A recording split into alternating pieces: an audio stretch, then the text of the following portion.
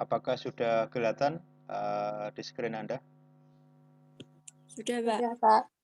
Baik, jadi ada 3 materi yang akan kita bahas dan insya Allah ini akan kita bisa selesaikan dalam 2 minggu ya, dari minggu ini sama minggu depan, yaitu materi tentang gambar kerja atau DED yang sekarang dalam tugas kelompok Anda sedang Anda progres untuk Anda kerjakan, dan ini nanti akan kita evaluasi juga untuk progres yang sudah masuk minggu kemarin ya, yang ada di grup nanti akan kita evaluasi. Terus yang kedua materi tentang rencana anggaran biaya atau RAB.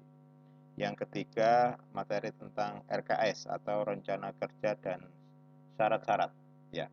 Dan ketiga materi ini biasanya dalam dokumen proyek ini adalah merupakan satu kesatuan, dalam artian antara gambar kerja atau DED dengan RAB dengan RKS ya, ini saling terkait ya. Penghitungan RAB terutama berkaitan dengan item pekerjaan dan volume itu berdasarkan gambar kerja atau DED ya. Dan penentuan RKS atau rencana kerja dan syarat-syarat atau biasa disebut juga dengan spek teknis itu juga berkaitan dengan gambar dan RAB. Jadi biasanya dalam proyek ketiga dokumen ini harus sinkron ya, harus karena berhubungan, jadi harus ada istilahnya sinkronisasi dari ketiga dokumen ini. Karena kalau tidak biasanya akan ada koreksi ya, apakah yang menjadi acuan itu gambar atau RAB atau RKS ya. Jadi sehingga ketiga dokumen ini harus konsisten lah istilahnya ya, harus sinkron gitu. Oke, pertama terkait dengan DED atau Detail Engineering Design atau gambar kerja atau biasanya disebut juga BESTEC, ada yang juga menyebut Detail Design ya, tapi biasanya lengkap disebut Detail Engineering Design ya, atau gambar kerja. Nah, untuk Detail Engineering Design atau DED ini hal yang perlu diperhatikan itu ada beberapa yang dalam minggu kemarin juga dari evaluasi yang tugasnya sudah masuk maupun materi-materi sebelumnya sudah kita sampaikan. Yang pertama adalah perhatikan standar notasi dari gambar ya. Jadi dalam penggambaran ini kita sudah mempunyai standar baku ya. Nah, standar ini harus dipenuhi supaya apa? Supaya dokumen gambar ya yang Anda buat dibaca oleh siapapun mempunyai makna atau arti yang sama. Ini jangan sampai istilahnya membuat standar sendiri. Ya, standarnya itu sudah baku biasanya untuk gambar kerja. Ya. Terus yang kedua, perhatikan teknik penyajian. Begitu juga dengan teknik penyajian. Teknik penyajian memang harus komunikatif, mudah difahami ya dalam penyajian ya.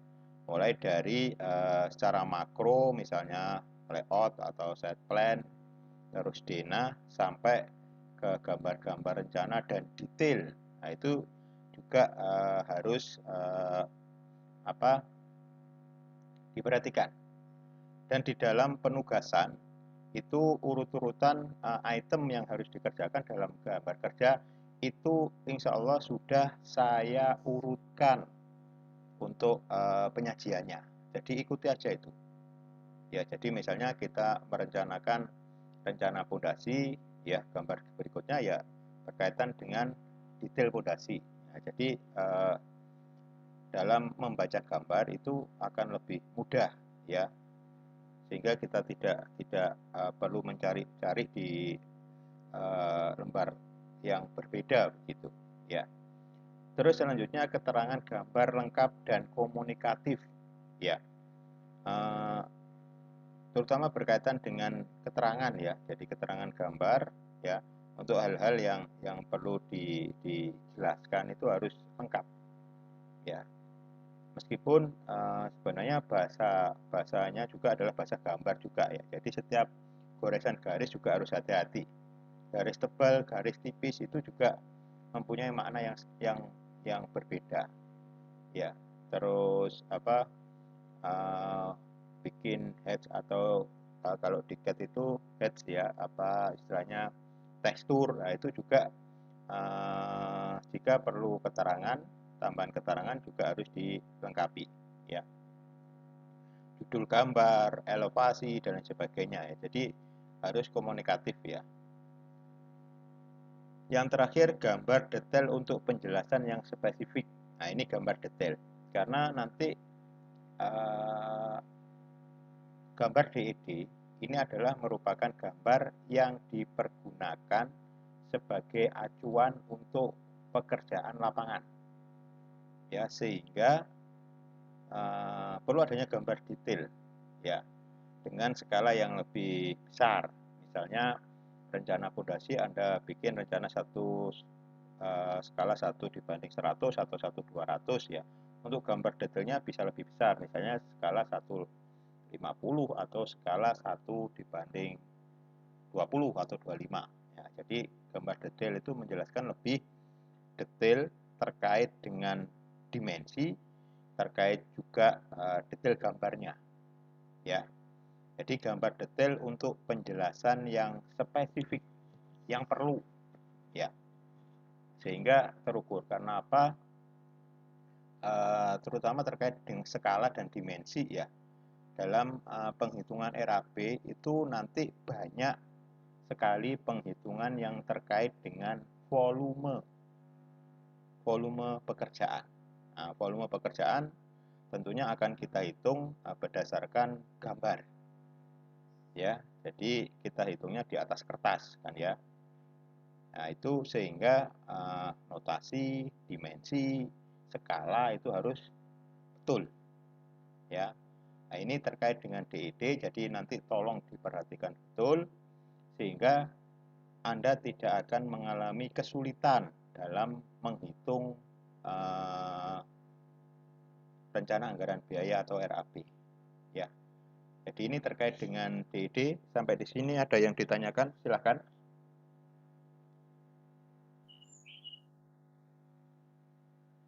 Belum ada, Pak. Oke, saya lanjut. Belum ada.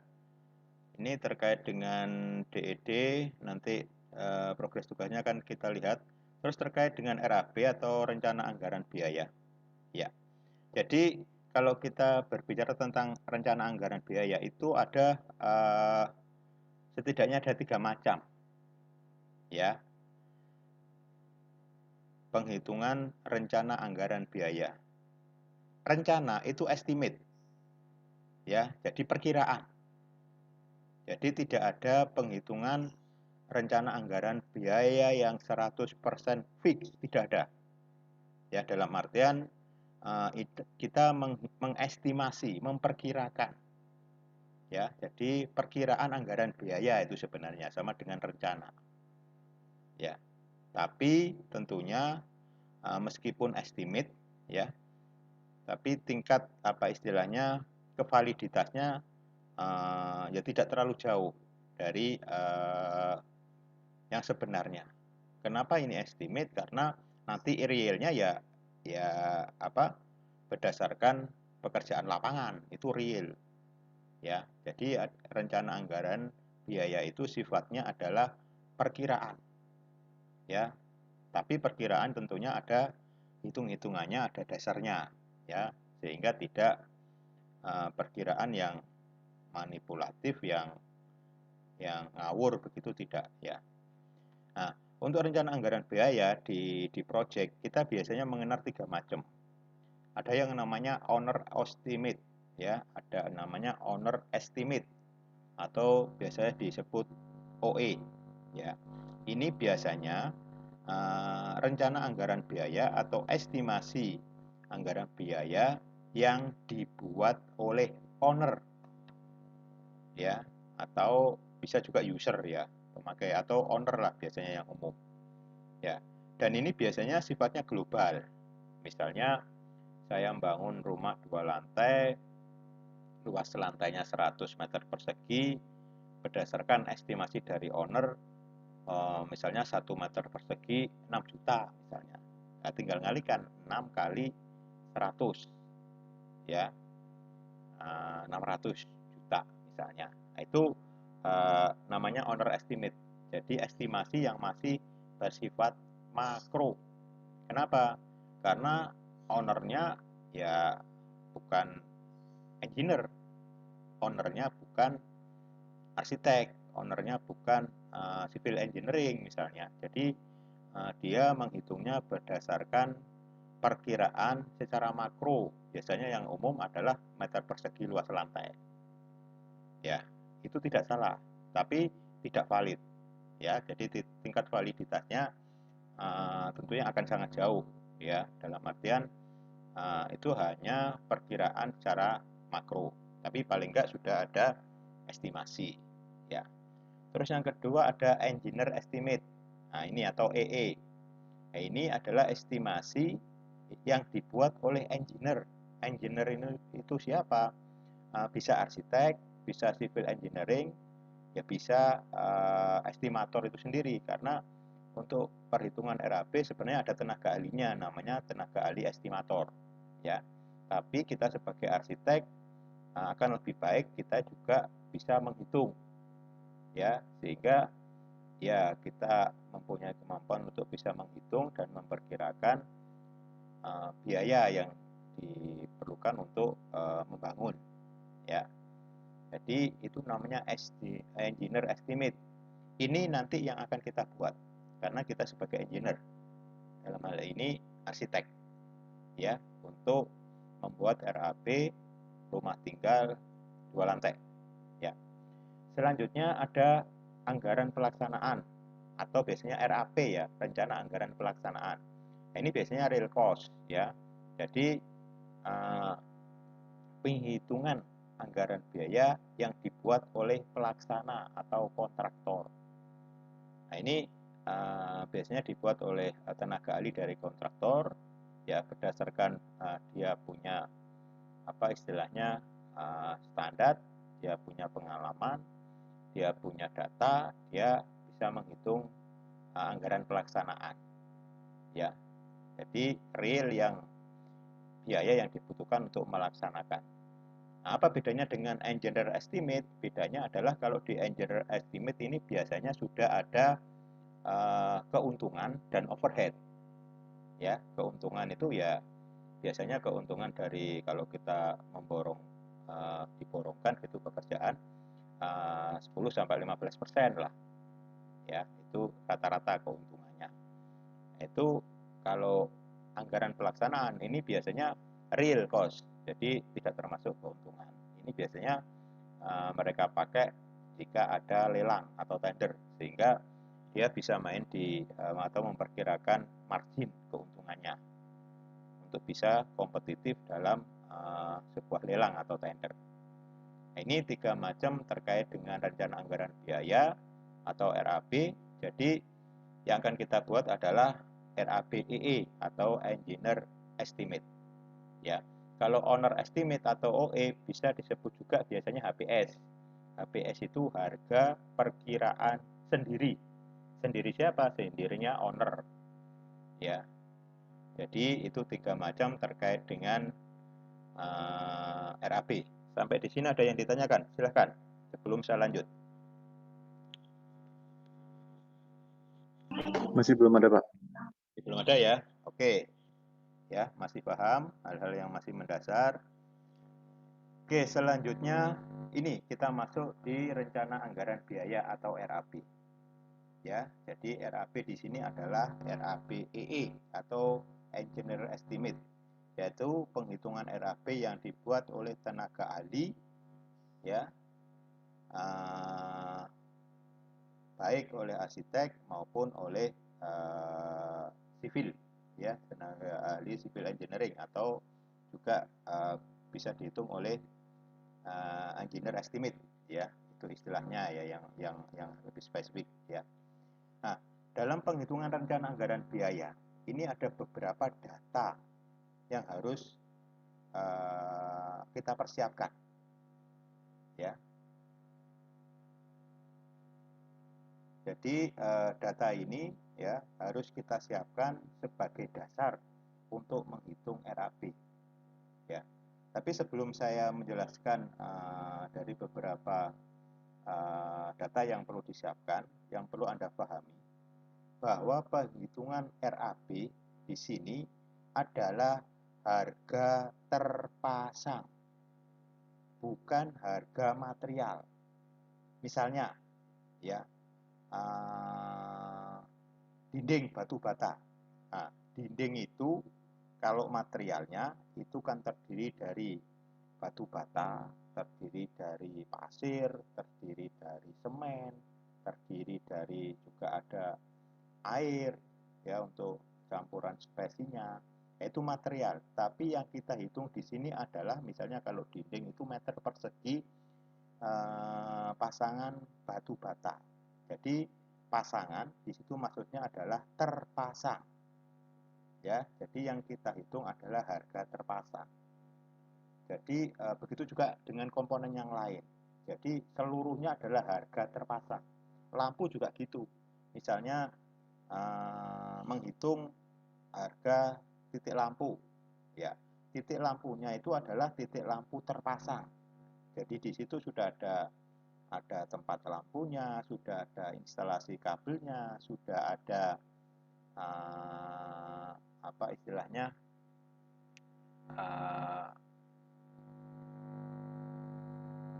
bola lampunya sendiri, ya. Jadi harga terpasang, ya. Nah, kalau harga terpasang itu berarti komponen harga itu terdiri dari material dan upah pekerja, upah yang masang. Nah, jadi intinya itu. Jadi rencana anggaran biaya yang kita hitung adalah harga terpasang, yang komponennya karena harga terpasang berarti terdiri dari material dan harga pekerja atau upah pekerja.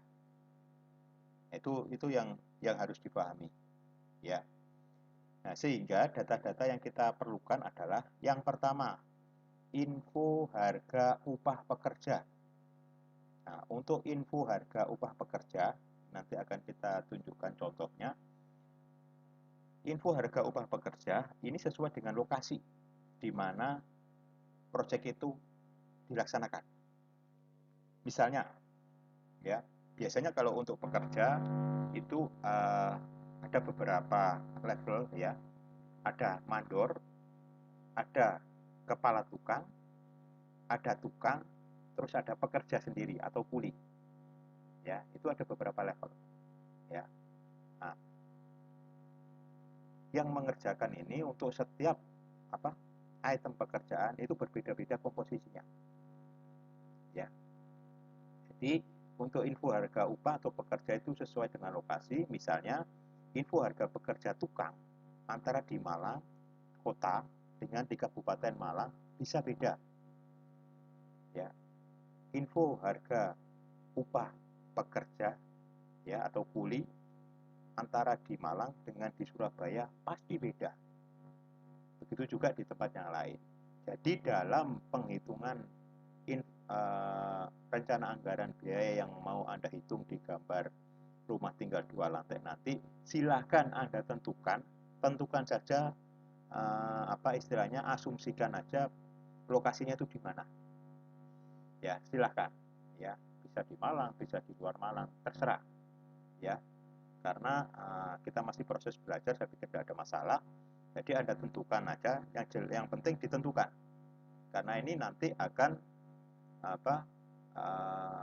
terkait dengan info harga, ya, untuk upah pekerja. Nah, ini nanti Anda harus mencari info harga upah pekerja, ya. Mencarinya di mana? Nah, mencarinya itu biasanya bisa di HSPK, ya. HSPK itu harga satuan pekerjaan di setiap kota, kabupaten itu biasanya dinas terkait, terutama dinas pekerjaan umum dan perumahan permukiman itu biasanya mengeluarkan info harga upah pekerja ya di HSPK-nya itu. Setiap tahun biasanya akan diperbarui. Itu terkait dengan info harga upah pekerja. Jadi Anda harus cari ya. Atau minimal Anda punya data lah. Misalnya dengan survei, tanya-tanya ke tukang, beberapa tukang dan lain sebagainya atau beberapa mandor itu pasti punya. Dia punya data ya. Jadi setiap daerah mempunyai info harga upah pekerja. Ya. Terus yang kedua, info harga bahan atau material. Ya, jadi bahan-bahan yang diperlukan dalam setiap item pekerjaan. Ya. Jadi untuk pekerjaan konstruksi bangunan atau gedung ini memang item materialnya itu sangat banyak. Ya, bisa ratusan. Ya. Dan ini Anda harus tahu info harganya. Dari mana info harga ini? Ya, bisa juga dari HSPK tadi. Biasanya dinas terkait juga mengeluarkan secara resmi. Ya, bisa juga dari survei toko bangunan atau berdasarkan katalog. Ya, itu bisa. Yang jelas info harga ini harus ada sumbernya ya, harus ada sumber datanya dari mana dan harus update. Sekarang 2021 ya info harga tahun 2021. Karena tentunya berbeda dengan beberapa tahun yang lalu. Ya, jadi info harga bahan atau material setiap item pekerjaan atau bahan yang diperlukan dalam pembangunan sesuai dengan lokasinya tadi. Untuk info harga ini pun juga ya berdasarkan lokasi.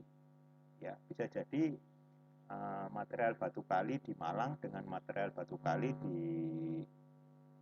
Surabaya misalnya ya bisa jadi beda harganya, pasti beda. Ya, jadi itu harus Anda siapkan untuk info harga bahan atau material. Yang ketiga ada analisa harga satuan SNI. Nah, ini Anda bisa browsing ya, analisa harga satuan pekerjaan bangunan gedung ya. Ini berdasarkan SNI. SNI itu Standar Nasional Indonesia. Ya. Cari SNI yang terbaru. Ya, SNI yang terbaru. Kalau nggak salah 2000 sekian itu ada ya, 2016 atau berapa itu yang terbaru. Silahkan Anda cari.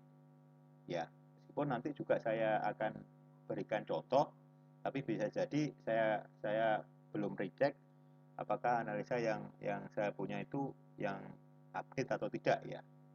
Nah, analisa ini biasanya berkaitan dengan item pekerjaan itu membutuhkan tukang apa saja berikut koefisiennya. Nah, ini nanti yang akan kita pelajari. Ya. Terus yang keempat, perhitungan volume pekerjaan. Nah, penghitungan volume dan perhitungan item sebenarnya, perhitungan item dan volume pekerjaan ini dasarnya adalah gambar atau DED yang Anda kerjakan. Sehingga saya ingatkan kembali, ya, gambar kerja itu harus Anda segera selesaikan. Kalau tidak, Anda tidak akan bisa menghitung RAB. Ya, jadi gambar harus segera diselesaikan. Ya. Yang kelima ada rincian perhitungan RAB. Jadi rincian ini berkaitan dengan item-item pekerjaan apa aja. Ya, nanti akan kita sampaikan langsung di contoh RAB. Dan yang keenam ada rekap biasanya. Jadi seluruh item pekerjaan yang dihitung berdasarkan harga satuan, ya itu ditotal ya, direkap semua dari setiap item. Itu nanti akan didapatkan ya harga total ya terakhir. Oke, jadi ini terkait dengan rencana anggaran biaya. Silahkan kalau ada yang mau ditanyakan.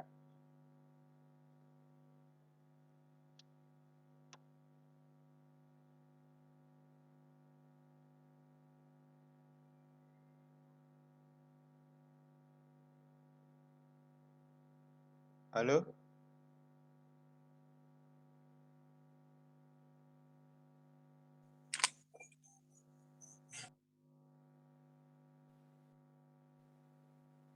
Ya, masih belum ada?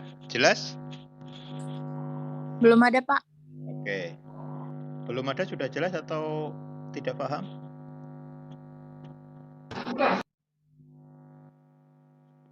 Insya Allah cukup jelas, Pak. Masih jelas ya. Oke, saya lanjut. Ya, ini lingkup pekerjaan ya. Jadi lingkup pekerjaan yang umumnya ya apa istilahnya dikelompokkan untuk pekerjaan bangunan rumah tinggal. Ya, ini yang umum ya.